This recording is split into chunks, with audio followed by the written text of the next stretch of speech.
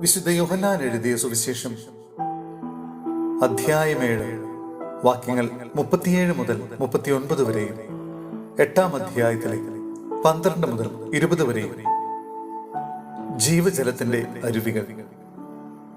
തിരുനാളിന്റെ അവസാനത്തെ മഹാദിനത്തിൽ യേശു എഴുന്നേറ്റ് നിന്ന് ശബ്ദമുയർത്തി പറഞ്ഞു, ആർക്കെങ്കിലും ദാഹിക്കുന്നെങ്കിൽ അവൻ എന്റെ അടുക്കൽ വന്ന് കുടിക്കട്ടെ. എന്നിൽ വിശ്വസിക്കുന്നവന്റെ ഹൃദയത്തിൽ നിന്ന് വിശുദ്ധ ലിഖിതം പ്രസ്താവിക്കുന്നത് പോലെ ജീവജലത്തിന്റെ അരുവികൾ ഒഴുകും. അവൻ ഇത് പറഞ്ഞത് തന്നിൽ വിശ്വസിക്കുന്നവർ സ്വീകരിക്കാനിരിക്കുന്ന ആത്മാവിനെ പറ്റിയാണ്. അതുവരെയും ആത്മാവ് നൽകപ്പെട്ടിട്ടില്ലായിരുന്നു. എന്തെന്നാൽ യേശു അതുവരെയും മഹത്വീകരിക്കപ്പെട്ടിരുന്നില്ല. യേശു ലോകത്തിന്റെ പ്രകാശം. യേശു വീണ്ടും അവരോട് പറഞ്ഞു, ഞാൻ ലോകത്തിന്റെ പ്രകാശമാണ്. എന്നെ അനുഗമിക്കുന്നവൻ ഒരിക്കലും അന്ധകാരത്തിൽ നടക്കുകയില്ല, അവന് ജീവന്റെ പ്രകാശം ഉണ്ടായിരിക്കും. അപ്പോൾ ഫരിസേയർ പറഞ്ഞു, നീ തന്നെ നിനക്ക് സാക്ഷ്യം നൽകുന്നു, നിന്റെ സാക്ഷ്യം സത്യമല്ല. യേശു പ്രതിവചിച്ചു, ഞാൻ തന്നെ എനിക്ക് സാക്ഷ്യം നൽകിയാലും എന്റെ സാക്ഷ്യം സത്യമാണ്. കാരണം ഞാൻ എവിടെ നിന്ന് വന്നുവെന്നും എവിടേക്ക് പോകുന്നുവെന്നും എനിക്കറിയാം. എന്നാൽ ഞാൻ എവിടെ നിന്ന് വരുന്നുവെന്നോ എവിടേക്ക് പോകുന്നുവെന്നോ നിങ്ങൾ അറിയുന്നില്ല. നിങ്ങളുടെ വിധി മാനുഷികമാണ്. ഞാൻ ആരെയും വിധിക്കുന്നില്ല. ഞാൻ വിധിക്കുന്നെങ്കിൽ തന്നെ എന്റെ വിധി സത്യമാണ്. കാരണം ഞാൻ തനിച്ചല്ല, എന്നെ അയച്ച പിതാവും എന്നോട് കൂടെയുണ്ട്. രണ്ടുപേരുടെ സാക്ഷ്യം സത്യമാണെന്ന് നിങ്ങളുടെ നിയമത്തിൽ തന്നെ എഴുതിയിട്ടുണ്ടല്ലോ. എന്നെക്കുറിച്ച് ഞാൻ തന്നെ സാക്ഷ്യം നൽകുന്നു, എന്നെ അയച്ച പിതാവും എന്നെക്കുറിച്ച് സാക്ഷ്യം നൽകുന്നു. അപ്പോൾ അവർ ചോദിച്ചു, നിന്റെ പിതാവ് എവിടെയാണ്? യേശു പറഞ്ഞു, നിങ്ങൾ എന്നെയാകട്ടെ എന്റെ പിതാവിനെയാകട്ടെ അറിയുന്നില്ല. എന്നെ അറിഞ്ഞിരുന്നുവെങ്കിൽ എന്റെ പിതാവിനെയും അറിയുമായിരുന്നു. ദേവാലയത്തിൽ ഭണ്ഡാരസ്ഥലത്ത് പഠിപ്പിച്ചുകൊണ്ടിരുന്നപ്പോഴാണ് അവൻ ഇതെല്ലാം പറഞ്ഞത്.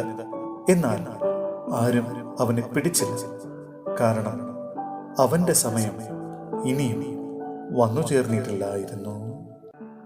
സഹോദരരെ, വിശുദ്ധ പൗലോസ് ശ്ലീഹ റോമായിലെ സഭയ്ക്ക് എഴുതിയ ലേഖനം അധ്യായം 12 വാക്യങ്ങൾ 1 മുതൽ 11 വരെ. ക്രിസ്തുവിൽ നവജീവിതം.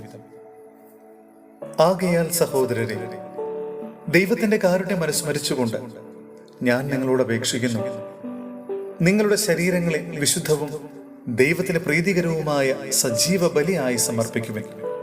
ഇതായിരിക്കണം നിങ്ങളുടെ യഥാർത്ഥമായ ആരാധന. നിങ്ങൾ ഈ ലോകത്തിന് അനുരൂപരാകരുത്, പ്രത്യുത നിങ്ങളുടെ മനസ്സിന്റെ നവീകരണം വഴി രൂപാന്തരപ്പെടുവിൻ. ദൈവഹിതം എന്തെന്നും നല്ലതും പ്രീതിജനകവും പരിപൂർണവുമായത് എന്തെന്നും വിവേചിച്ചറിയാൻ അപ്പോൾ നിങ്ങൾക്ക് സാധിക്കും.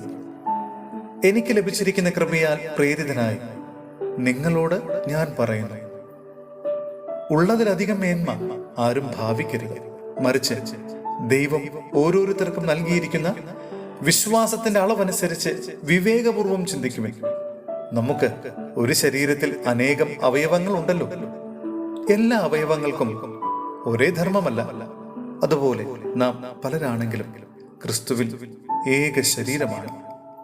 എല്ലാവരും പരസ്പരം ബന്ധപ്പെട്ട അവയവങ്ങളുമാണ്.